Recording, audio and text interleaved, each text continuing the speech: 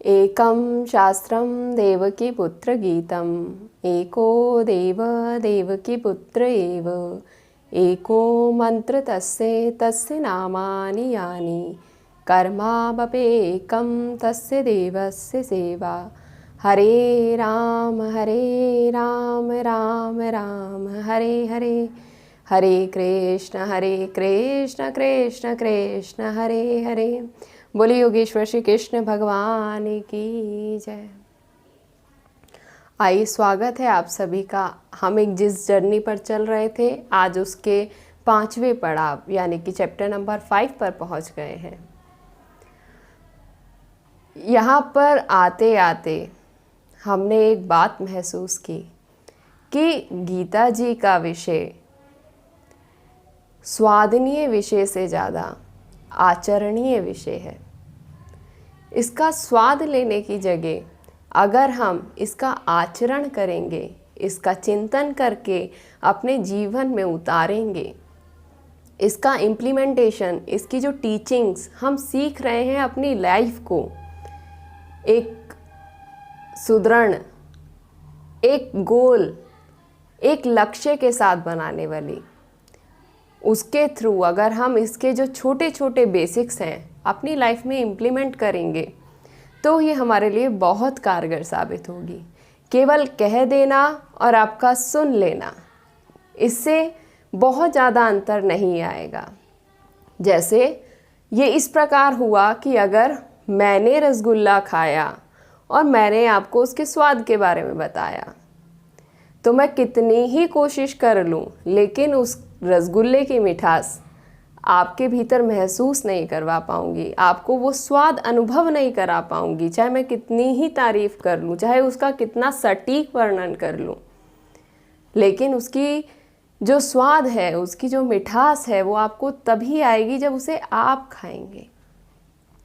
तो थोड़ा सा चिंतन, थोड़ा सा इसका आचरण अपनी लाइफ में उतार के हम अपनी लाइफ को इजी और कंफर्टेबल बना सकते हैं, अपनी लाइफ को अपग्रेड कर सकते हैं। और इसके साथ एक चीज़ और कहना चाहूँगी कि अगर इस चैप्टर की शुरुआत में या चैप्टर के अंत में एक बार सभी पार्ट्स होने के बाद अगर उसका मूल रूप एक बार हम खुद से पढ़ेंगे तो बात बहुत ज़्यादा क्लियर हो जाएगी और उसको समझने में आसानी होगी। तो इस चैप्टर की शुरुआत में अर्जुन अभी भी डायलेमा में खड़ा है, वो असमंजस में है और श्री कृष्ण से कहता है कि आप कर्म संन्यास योग और कर्म योग दोनों को ही श्रेष्ठ बताते हैं। अब आप मेरे लिए मुझे गाइड कीजिए कि मेरे लिए क्या अच्छा है और मुझे क्या करना चाहिए। एक तो अर्जुन पहले से ही प्रेशर में है, अब किसी प्रेशराइज बंदे को और प्रेशर देना, ये ठीक है या नहीं, इस पर हम थोड़ा सा विचार करें। सोचिए कि अगर हम एक गाड़ी मार्केट से ख़रीद के लाते हैं और हम उसमें कुछ और अटैचमेंट कराते हैं, तो वो गाड़ी अपग्रेड होगी या उसमें वो बाहर से चीज़ें फिट कराना गलत होगा। रियलिटी में तो बाहर से उसमें चीज़ें फिट कराना, उसमें और चीज़ें जोड़ना अच्छा होगा, उस गाड़ी को अपग्रेड करेगा, उस गाड़ी के मालिक के स्टेटस में और अपलिफ्ट करेगा। तो ऐसे ही हम एक गाड़ी के उदाहरण से ही अगर आगे बढ़ें, क्योंकि ये पूरा जहाँ से हमने शुरू किया था बात एक रथ की ही हो रही है, तो कार का एग्जाम्पल लेके चलना मुझे थोड़ा सा इजी लगता है और मुझे लगता है कि समझने में और आसानी क्रिएट करता है। जैसे किसी गाड़ी को जब हम खरीदते हैं तो उसमें सब कुछ होने के बावजूद कुछ चीज़ें हम बाहर से फिट कराते हैं, जैसे ऑडियो सिस्टम, जीपीएस एक्सेट्रा। किसी गाड़ी में अगर हम जीपीएस फिट करा देते हैं, अब तो अपग्रेड मॉडल्स आ रहे हैं उसमें इनबिल्ट होता है, लेकिन थोड़ा पुरानी बात करें तो जब जीपीएस नया नया आया था तो हम किसी गाड़ी में उसको फिट कराते थे। जीपीएस फिट कराने से क्या हो गया कि गाड़ी में उसकी बॉडी, उसके इंजन, उसके फ्यूल और उसके ड्राइवर के साथ साथ अब डायरेक्शन भी क्लियर हो गई कि जहाँ पहुँचना है वहाँ तक पहुँचना कैसे है।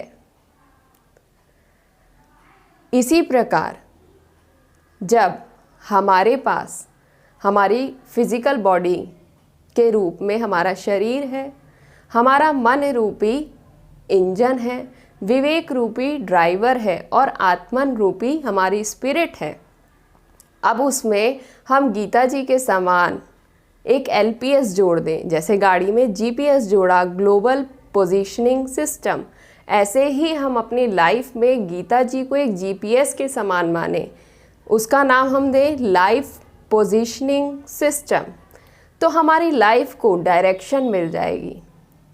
जैसे गाड़ी में सब कुछ होते हवाते लेकिन जीपीएस ना होने पर उसको डायरेक्शन नहीं पता होती। आजकल अगर हमें किसी जगह पर जाना है और हमारे पास जीपीएस नहीं है तो जाने में दिक्कत होगी, भटकना पड़ेगा। लेकिन अगर जीपीएस है तो वहाँ तक पहुँचना बहुत सुगम हो जाएगा। बल्कि जीपीएस और थोड़ा आगे का बताता है कि आगे 4 किलोमीटर पर आपको राइट टर्न लेना है, यहाँ पे नदी है, यहाँ पे गड्ढा है, यहाँ पे ट्रैफिक है, सब कुछ थोड़ा एक्स्ट्रा में बता के चलता है और हमें अपनी पोजीशन तक उस जाम से, ट्रैफिक से बचाते हुए चलता है। इसी तरीके से जो हमने एक गीता जी को एलपीएस का नाम दिया, लाइफ पोजीशनिंग सिस्टम, तो इसके द्वारा श्री कृष्ण ने हमारे अंदर ये एलपीएस फिट करने की कोशिश की है।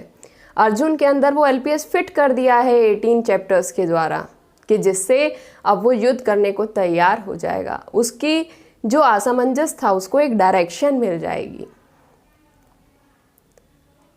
आज बहुत लोगों को तो ये पता ही नहीं है कि वो करना क्या चाहते हैं, और अगर किसी को ये पता है कि उन्हें करना क्या है तो वहाँ तक पहुँचना कैसे है, इस बारे में जानकारी नहीं है।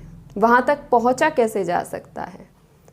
तो इसके लिए हमें अपनी लाइफ में, हमें अपनी कार में, हमने अपनी शरीर रूपी कार में ये गीता रूपी एलपीएस को फिट करना है, उसको अपग्रेड करना है, जिससे कि हमारी लाइफ का एक गोल सेट हो जाए, उसकी डायरेक्शन मिल जाए कि हमें जाना कहाँ है और जाना किस रास्ते से है। तो इसके लिए गीता जी बहुत अच्छा साधन है।